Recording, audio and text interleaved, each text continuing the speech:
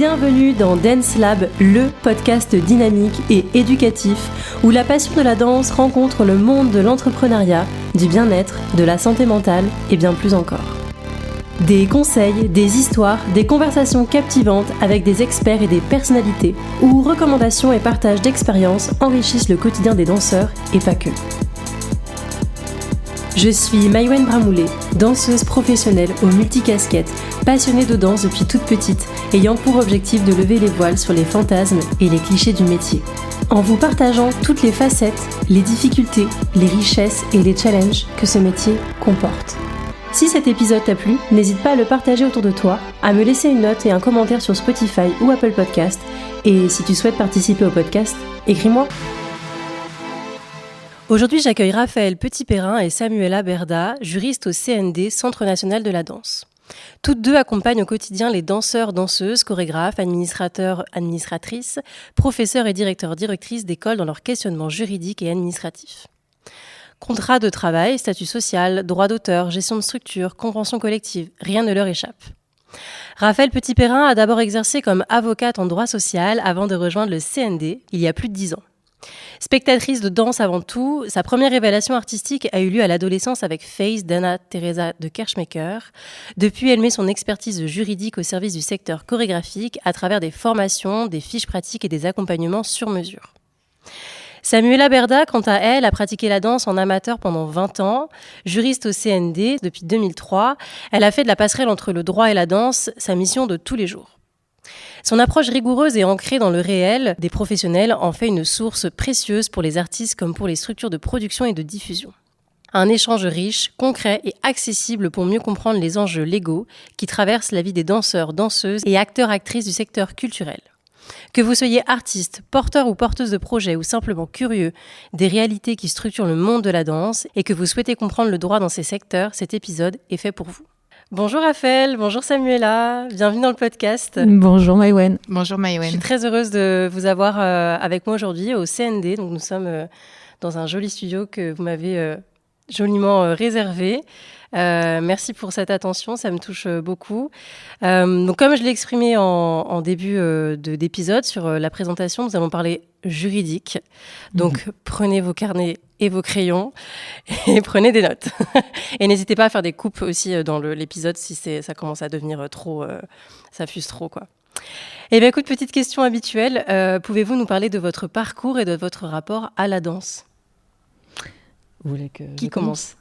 Alors, effectivement, moi, j'ai comme tu le disais, Maïwenn, dansé en amateur pendant longtemps, fait du droit évidemment en parallèle, des études de droit en parallèle, me suis retrouvée à faire du droit des affaires malgré moi, et même du droit de la santé à un moment, et lorsque un master 2, on appelait ça à l'époque DESS, en droit des professions artistiques a été créé là où je me trouvais à Aix-en-Provence, eh bien j'ai sauté sur l'occasion et j'ai pu effectivement me former aux questions spécifiques des secteurs culturels et artistiques alliés à mes connaissances juridiques. Voilà. Voilà. Et après, j'ai fait la connaissance du Centre national de la danse que je n'ai jamais quitté. Voilà. Ok. Alors, de mon côté, à l'inverse de Samuela, j'ai jamais pratiqué la danse. Enfin, j'ai fait quelques essais, mais c'était vraiment catastrophique. Non, faut pas dire ça dans un centre de danse. Ah bah si, mais vraiment pas. Aucune souplesse, aucune coordination. De toute façon, je ne reconnais pas ma droite et ma gauche. Enfin, voilà, ça marche pas du tout. Moi, c'était vraiment une rencontre, comme tu l'as dit, de spectatrices. Et du coup, c'était pas du tout non plus dans mes études, puisque moi, j'étais avocate avant de rencontrer le Centre national de la danse, que j'ai rencontré totalement par hasard parce que un de mes amis était chorégraphe hip-hop et présentait un spectacle ici au CND. Et il se trouve qu'en plus, moi, mes deux parents sont architectes et que quand on voit le bâtiment ici au CND, j'étais forcément sensibilisée voilà, à cette architecture très particulière. Donc c'est un lieu qui m'a beaucoup marquée. Et du coup, quand j'ai voulu quitter la profession d'avocate et que j'ai vu cette annonce du CND qui cherchait un ou une juriste, ça m'a immédiatement parlé, alors que moi, je ne connaissais pas du tout le droit d'un point de vue secteur artistique ou culturel. Ok, et quelle a été la passerelle du coup pour aller vers ce... Après, quand on fait du droit, on peut faire tous les droits. Après, ce qui est formidable, Ok. c'est de réussir à allier des connaissances en droit dans un secteur qui nous plaît, quoi. C'est ça qui est formidable ici. Dans ce nouvel épisode, on va parler du coup de tout ce qui va être plutôt protection de la création des droits et des droits d'auteur, et également tout ce qui est en lien avec les collaborations et co-créations chorégraphiques, comment encadrer tout ça. Reprenez vos carnets et votre stylo. Qu'est-ce qui est protégé par le droit d'auteur dans une chorégraphie ? Est-ce qu'il y a des conditions ? Alors, la question, c'est qu'est-ce qui fait œuvre et comment c'est protégé ? En fait, ce sont les œuvres de l'esprit qui sont protégées. Qu'est-ce qu'une œuvre de l'esprit ? C'est, si on s'en tient à la définition du Code de la propriété intellectuelle, c'est la mise en forme d'une idée de manière originale dans laquelle on reconnaît la personnalité d'un auteur. Une chorégraphie, en tant que telle, en tant que suite de mouvements unique par rapport à une autre chorégraphie, une chorégraphie est une œuvre. Donc, par définition, et par ricochet, l'auteur de cette chorégraphie, à savoir le ou la chorégraphe, en est l'auteur et donc est protégé parce qu'il a ou elle a créé une œuvre. Une musique, une composition musicale est une œuvre. Un livre est une œuvre. Puisqu'il y a une mise en forme originale, unique, d'une idée. Une idée, on entend souvent dire que les idées ne sont pas protégeables, hein, d'accord ? Effectivement, on peut toutes les trois avoir l'idée de créer un spectacle sur la vie de Beethoven et pour autant créer derrière 3 spectacles foncièrement différents sur la vie de Beethoven. L'idée de créer un spectacle n'est pas protégeable. En revanche, chacun de nos spectacles sera protégé en tant qu'œuvre et nous, en tant qu'auteur, sur cette œuvre. On sera propriétaire de nos œuvres respectivement. Voilà. D'accord. Ce qui est important à savoir, c'est qu'il n'y a aucune démarche spécifique à faire pour qu'une œuvre soit protégée et qu'un auteur soit reconnu comme étant auteur d'une œuvre. Une œuvre, elle est protégée parce que c'est une œuvre. Il n'y a aucune démarche de dépôt, d'inscription, d'adhésion à faire, rien du tout.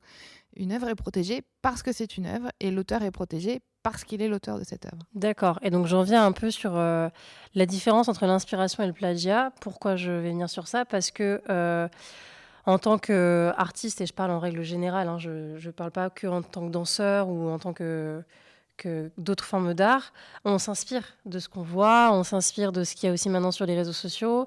Et quelle est la différence du coup entre l'inspiration et le plagiat ? Comment faire pour ne pas tomber dans le panneau de je m'inspire, mais du coup on va... Comment dire ? La manière de me mouvoir va ressembler beaucoup à mon inspiration et donc on pourrait faire un amalgame entre... La frontière est hyper mince entre l'inspiration et le plagiat. Parce qu'après, on peut toujours s'inspirer d'une œuvre préexistante à condition de demander l'autorisation de l'auteur de cette œuvre préexistante. Là où il y a du plagiat, c'est quand on reprend une œuvre préexistante sans avoir demandé l'autorisation de l'auteur. Mais la frontière est effectivement extrêmement mince entre l'inspiration et le plagiat. À partir du moment où on reconnaît une œuvre préexistante, on peut considérer qu'on est dans du plagiat et que du coup, il aurait fallu demander l'autorisation de l'auteur de l'œuvre préexistante. Pour déterminer ça, un juge va s'attacher à comparer les 2 œuvres et à aller voir ce qui est similaire entre les 2 œuvres. D'accord ?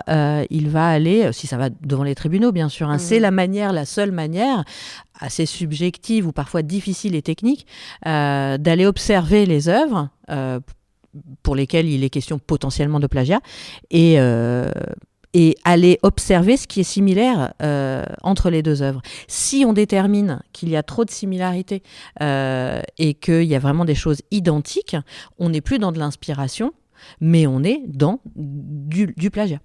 Et donc, pour savoir qui a copié sur qui, il existe... comment on prouve du coup l'antériorité d'une création chorégraphique et d'un contenu pédagogique ? Maintenant, c'est vrai qu'avec les réseaux sociaux, il y a la date à laquelle tu as posté, donc ça légitimise aussi un petit peu... Après, c'est un peu plus compliqué que ça. Disons qu'en termes de droit d'auteur, quand il y a un litige, il y a 2 choses à prouver. La paternité, c'est moi qui l'ai créé, et l'antériorité, c'est moi qui l'ai créé en premier. Peu importe si le deuxième auteur, celui qui est accusé de plagiat, on n'a pas à prouver qu'il a eu connaissance de l'œuvre ou pas. La seule chose qui compte, c'est effectivement de savoir qui a créé et qui a créé en premier. Et pour ça, tous les modes de preuve sont autorisés par les tribunaux. On entend beaucoup parler de l'envoi à soi-même sous pli recommandé, donc ça c'est tout à fait valable. Encore une fois, tous les modes de preuve sont valables, donc des fichiers qui sont enregistrés sur l'ordinateur.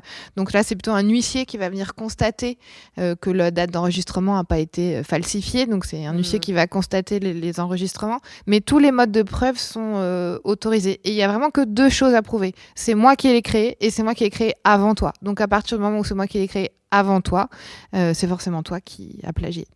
Exactement. Donc, on a parlé comme outil de s'envoyer à soi-même ses œuvres. Donc, par exemple, sur une clé USB, sur n'importe quel type de support. N'importe quel type de support. Est-ce qu'il y a d'autres outils qui sont à disposition pour protéger les œuvres d'un ou d'une artiste ?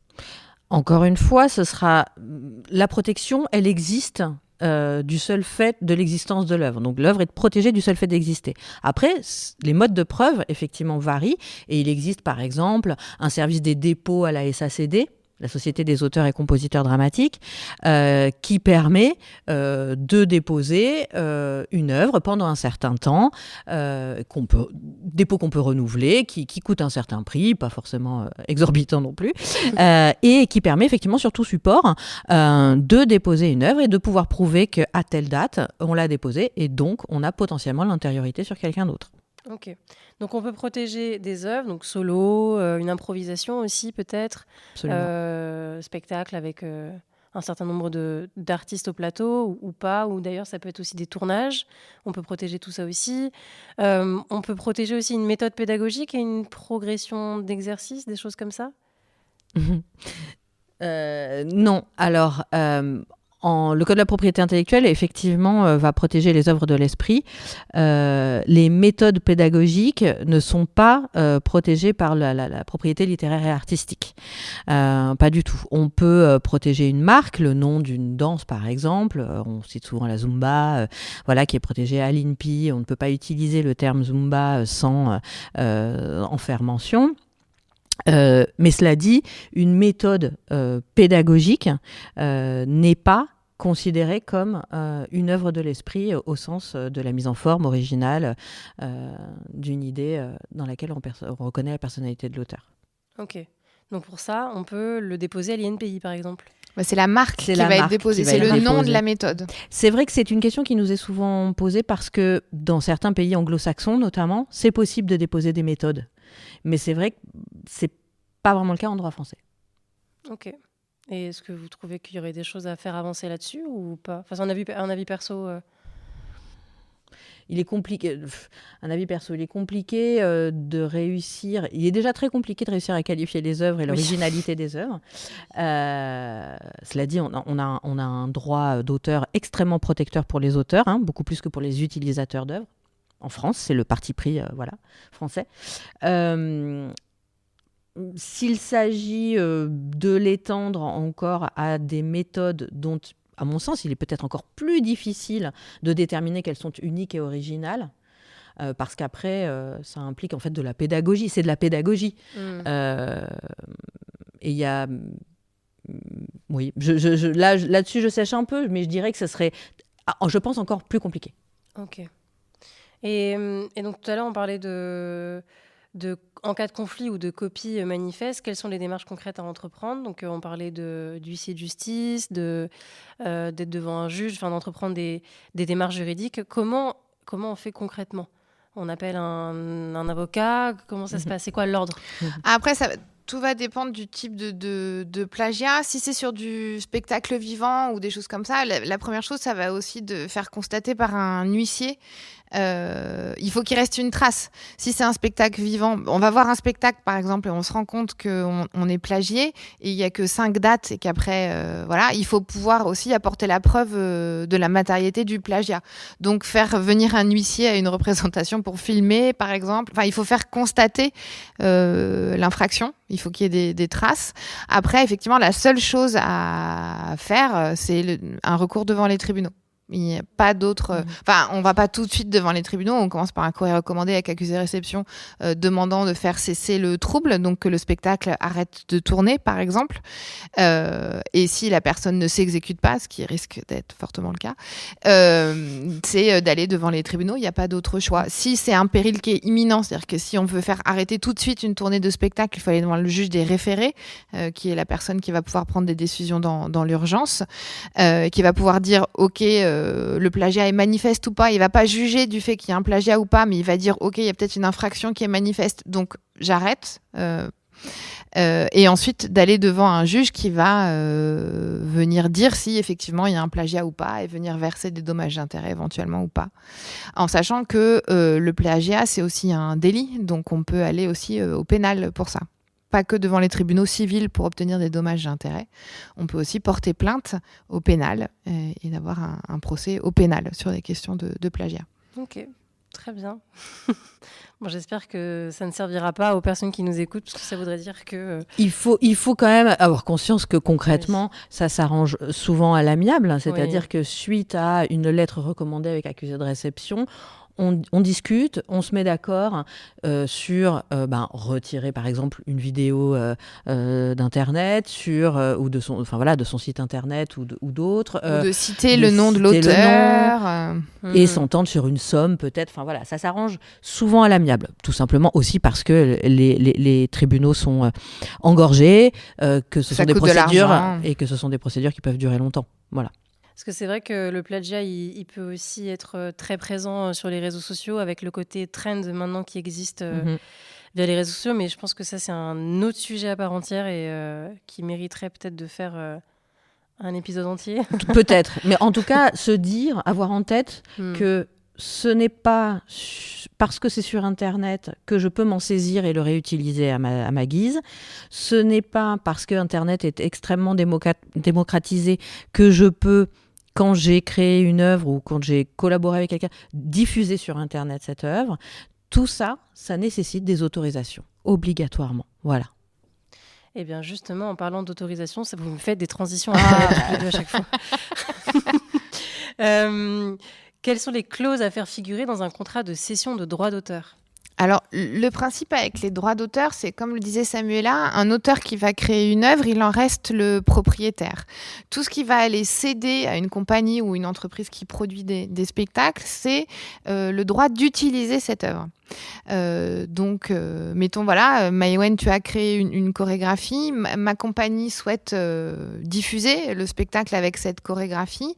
Tu restes propriétaire de cette chorégraphie que tu as créée. Et du coup, je dois obligatoirement te demander ton autorisation pour pouvoir diffuser cette chorégraphie. Comment ça se matérialise, cette autorisation que tu vas me donner, moi, entreprise productrice de spectacle, à diffuser cette œuvre? Ça s'appelle un contrat de cession de droit d'auteur. Et ce contrat de cession de droit d'auteur, c'est au terme de ce contrat que tu vas m'autoriser à utiliser ta chorégraphie. Et c'est toi qui vas me dire si c'est que pour des représentations publiques, si j'ai le droit de prendre des photos de ta chorégraphie, si je peux filmer. Si je prends des photos et si je filme, tu vas m'autoriser pour un certain but, pour faire de la publicité, pour diffuser sur mon site internet. Donc il faut lister comme ça dans un contrat de cession de droit d'auteur toutes les utilisations qui vont être faites de ces photographies ou de ce film de ta chorégraphie. Ce contrat de cession de droit d'auteur, c'est un contrat qui est extrêmement encadré par la loi, avec des clauses obligatoires. Et si ces clauses ne figurent pas, le juge va considérer que l'auteur n'a pas cédé ses droits. Donc on est vraiment sur quelque chose de très, très, très, très encadré. Et si, avant d'arriver sur un contrat de travail, je n'ai pas signé de droit de cession, enfin de droit d'auteur, pardon, de clause de cession de droit d'auteur, qu'est-ce qui se passe ? Parce que c'est très rare en fait dans le milieu du spectacle que. En théorie, la compagnie, l'entreprise ne peut pas diffuser le spectacle. Même si je t'ai embauché pour créer une chorégraphie, même si tu as en tant que chorégraphe dirigé des répétitions sur cette chorégraphie, si la compagnie ne t'a pas fait signer un contrat de cession de droit d'auteur, on va considérer que tu n'as pas consenti à l'utilisation de ton œuvre et du coup, à tout moment, tu peux dire « Attendez, mais en fait, cette chorégraphie est exploitée sans mon autorisation » et donc tu fais cesser la production du spectacle. C'est pour ça que c'est hyper important et c'est encore, effectivement, tu as raison de le pointer, mal connu dans le secteur de la danse. Tous les auteurs d'un spectacle doivent avoir signé un contrat de cession de droit d'auteur avec la compagnie qui va produire ce spectacle, tout simplement pour que la compagnie puisse diffuser ce spectacle. Si ce contrat n'est pas signé, la compagnie ne peut pas diffuser. D'accord, parce que ce qui arrive aussi, autre exemple, c'est qu'admettons demain, je suis prise pour un spectacle, on est plusieurs artistes-interprètes au plateau et le chorégraphe nous donne l'opportunité de créer, je sais pas, 4x8 pour montrer notre patte, ce qui est génial parce que du coup, en tant qu'artiste, ça nous permet aussi de nous montrer, de nous produire et de montrer notre matière artistique. Mais parfois, il peut y avoir aussi des gros débordements et que ce soit du coup les artistes-interprètes qui se retrouvent à chorégraphier tout un spectacle et que donc le chorégraphe ne vient juste mettre son nom à la fin sur la petite affiche, le petit livret qu'on offre aux spectateurs. Il se passe quoi dans ces cas-là ? Ouais, c'est une question classique, effectivement. Suis-je interprète uniquement sur cette production ou suis-je interprète et chorégraphe sur cette... voilà. Il ne suffit pas de s'autoproclamer effectivement chorégraphe, encore faut-il avoir vraiment mis en forme de manière originale la chorégraphie. Donc, effectivement, celui que tu appelles chorégraphe qui demande à un artiste-interprète de créer, en fait, sans lui donner aucune indication, en s'en remettant totalement à son matériau à lui et en reprenant peu ou prou, sans modification aucune, ce qu'il a produit, ce danseur-interprète, eh bien dans ce cas-là, c'est l'interprète qui est en fait auteur, d'accord ?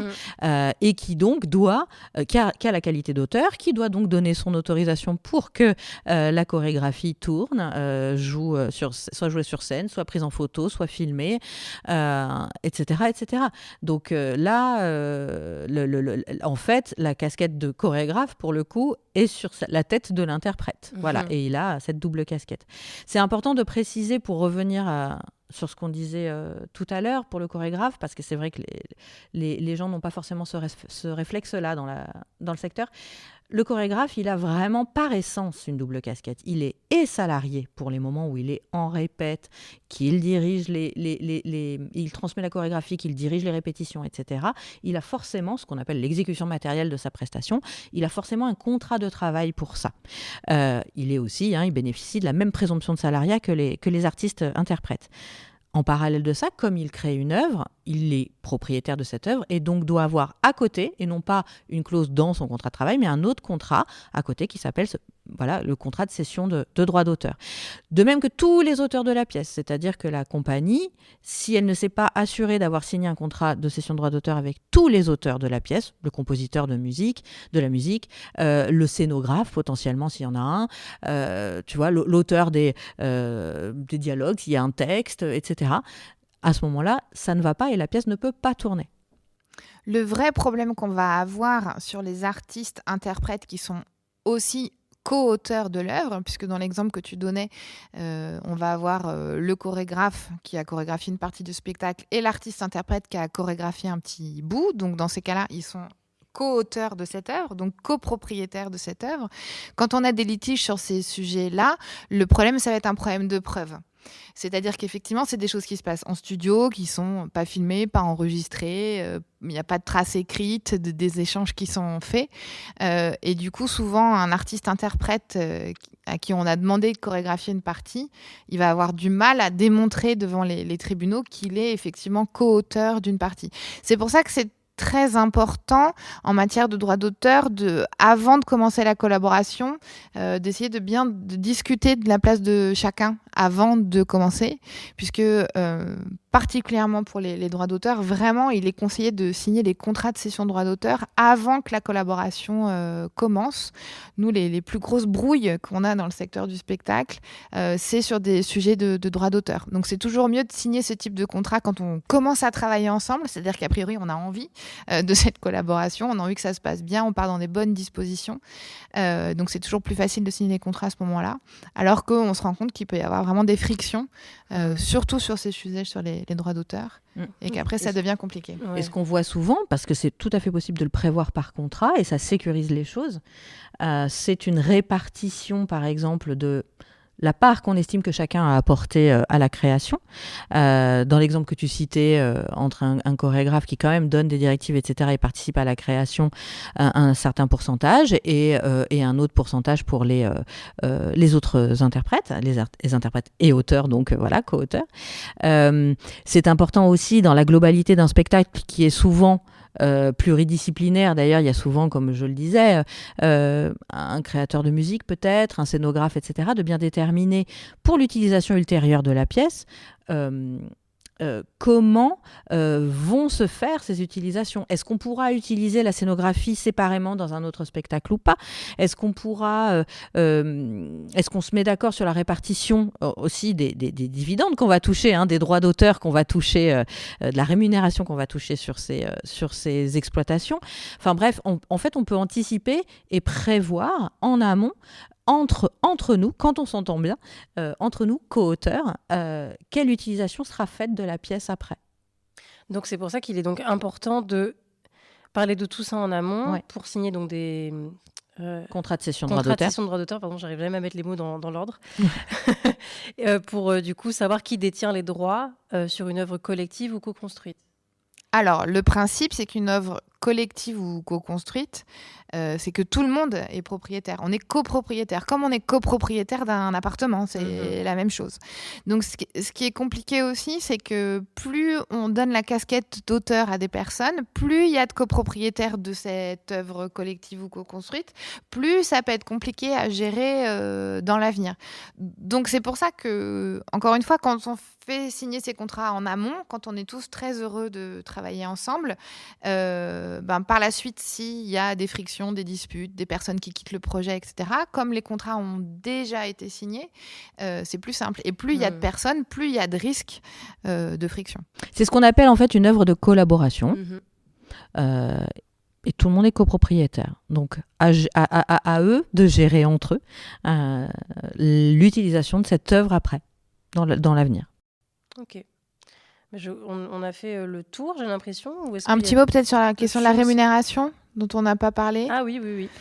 2 mots, moi je voudrais ajouter 2 choses. La question de la paternité de l'œuvre. Quand on utilise l'œuvre d'un auteur, on est toujours obligé d'indiquer son nom. Ça, c'est hyper important et c'est aussi parfois méconnu dans le secteur du spectacle. Donc on est toujours obligé d'indiquer le nom du ou des auteurs de la pièce quand on utilise... Voilà.